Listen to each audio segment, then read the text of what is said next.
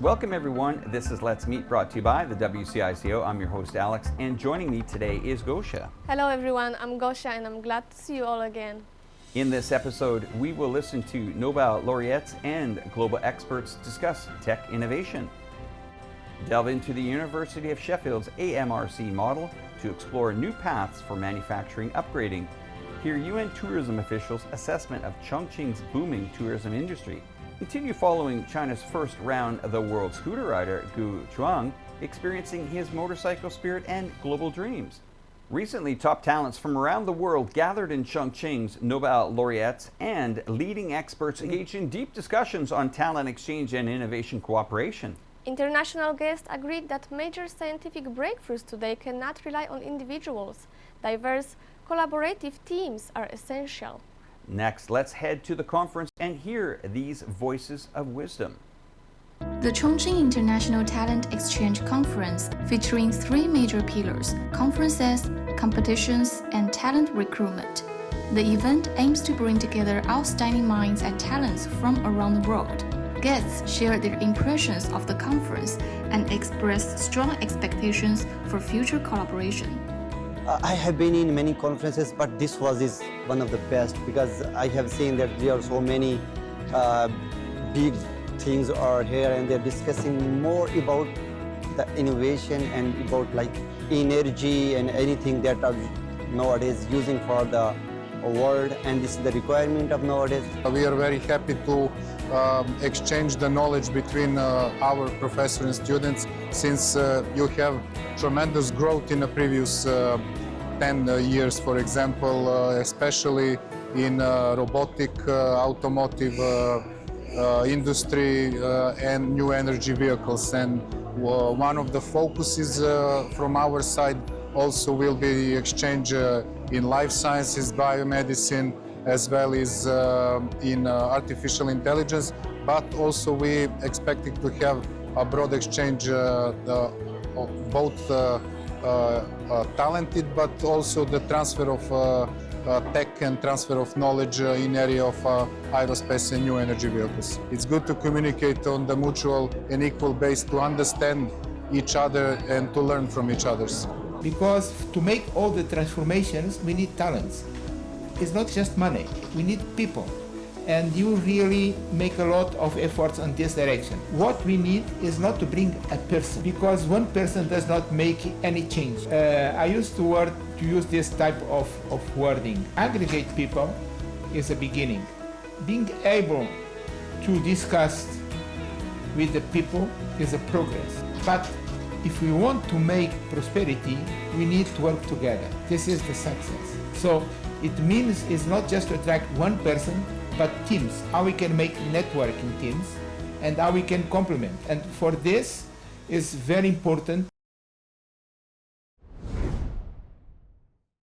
Amid the global industrial reshaping, it's worth noting how China's manufacturing industry is exploring unique development paths.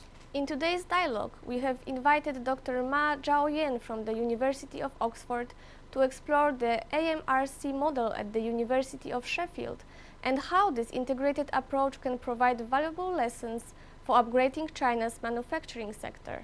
Now let's follow the expert's perspective to learn how the UK's manufacturing revitalization programs can serve as a model and provide valuable insights for China's manufacturing upgrades. Today, China's manufacturing industry stands at a crossroads. Compared with Europe and the United States, where exactly does China's manufacturing stand? And what advantages does it hold on the path of transformation? We just come to the stage of begin to sell our machines to other country. We have now to really come into a stage of do the industry service, machine service, and the later part. But if you look at European countries, like especially Germany, they sell machines to other countries and they do customer service, especially in the industry field. That's become a very traditional way for them to do. In China, we might have a different approach because first, we kind of have, as I mentioned, we have advantage in AI. We're not that bad. We're probably on the first group of AI technologies. And we have a very strong data background driving industry, and China is kind of already play a very important role on that.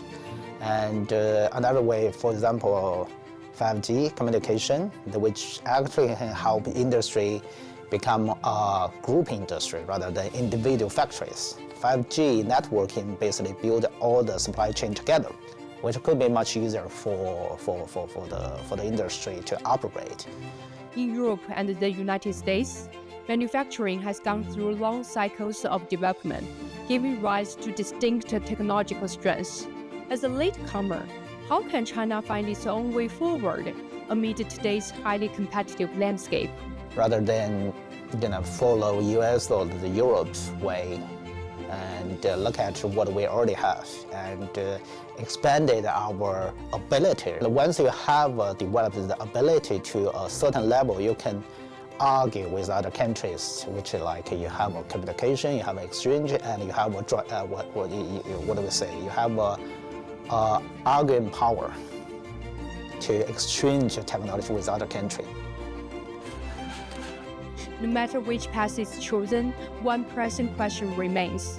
What is the core barrier limiting innovation efficiency in Chinese industry? And globally, which successful cases can offer valuable lessons for China's next chapter? Actually, AMRC, I worked there for a while, and I'm trying to bring it in. It is one of the examples how a deindustrialized place become reindustrialized. And the best thing for that is use up the research power of the universities. Well, I think a lot of Chinese universities now, or at least for the past 20 years, we are not really spending too much efforts in technology transfer, I would say, right? And technology transfer is now become very difficult for university to do.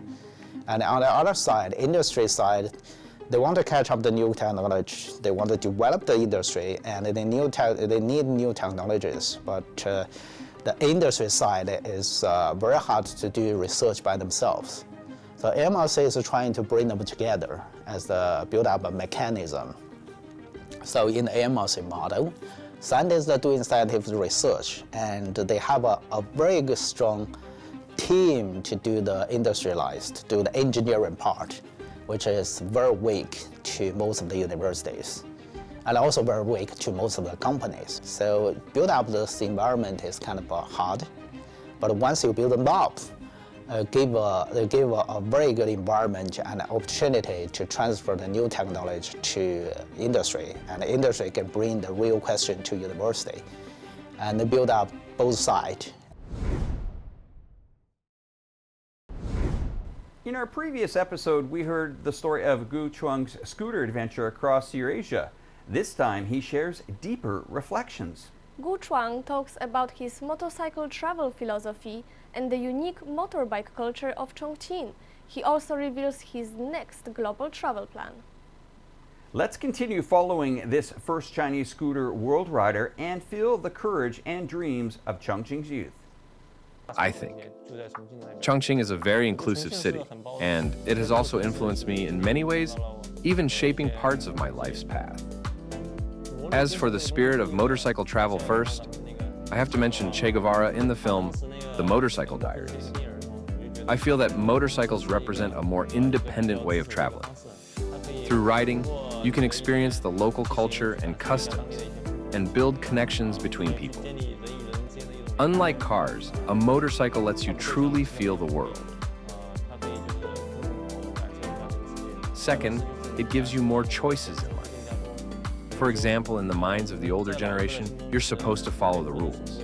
But once you go out, you realize there are many people in the world who live completely different lives. For instance, on the road, I've met riders who have traveled across 5 continents and have been riding for more than 10 years. I've also met young riders from China, especially those born after 2000, and many riders from abroad who were also born after 2000. They were all chasing their own dreams. And then I realized that to outsiders, this might seem very difficult to do. But once you take it step by step, you'll find it's not really that hard, because you definitely need a source of income. I was in Chengdu about 2 or 3 years ago. That's where I first started leading hiking trips. Later, it gradually became my part-time job and a part of my income. I'm also a photographer, so I take pictures for clients. Right now, I'd say this life is close to my ideal. Financially, it's not perfect, but it's the life I chose. And if back then I had just followed what my parents had hoped for me to finish, the things they wanted me to do, I'd probably be an ordinary office worker. At least now I feel I'm truly living happily. Chongqing's tourism industry has seen robust growth in recent years. From January to September, the city received 1.31 million international tourists, earning high praise from Marcel Ligier, Deputy Director of the Department of International Development and Cooperation at UN Tourism. He noted that Chongqing has the potential to become a globally recognized destination for international travelers. We look forward to welcoming even more international visitors to fall in love with Chongqing. Now, let's hear what global experts have to say about the city's appeal. I think this can turn into really a world-class tourist destination of the level of New York, Los Angeles, Singapore, that everybody who loves urban tourism, who loves great cities, want to come and visit. But the top tourism product is here around the Hongya Caves, the Raffles City, and then especially at night with these river cruises, if it can be combined with the drone show. But then there are so many other very interesting products, both in the city. I like Tsikigou a lot, the Asian town. Of course, your Liziba metro station is so impressive to see, and a little bit further out of town, the Dazhu rock carvings and the Three Gorges. So it's the variety, but this part, as the Manhattan of Asia, is really the top attraction. You know, it's impressive both times, and I feel equally excited. Even being here a second time, I already look forward to coming a third time. And that is what makes Chongqing such a top destination. There are other places in the world that you like to visit once and you've seen it. Here you want to come back and back again, because every time you see new miracles, almost urban miracles. So it's really a place to come not only once, but to really plan repeat visits and enjoy it every time again. Recently, a nighttime video of Chongqing's Jiayangkou, shot by TikTok creator Weiyan Lo, went viral overseas. Layered neon signs blend with everyday street life, creating a striking vision of a futuristic city. Many overseas viewers commented that these graphics are insane. The video has reached over 230,000 likes and more than 50,000 interactions. Once again, Chongqing's nightscape captivates the world with its surreal charm.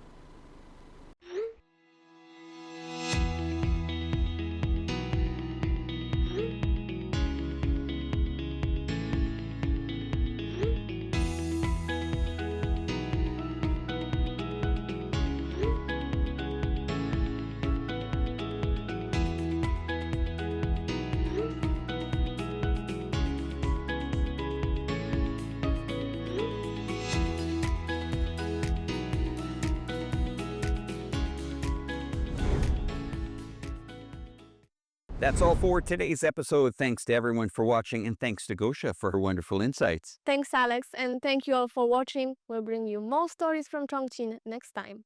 Let's meet showcasing new Chongqing to the world. I'm your host, Alex. Thanks for watching. Bye for now. Bye-bye.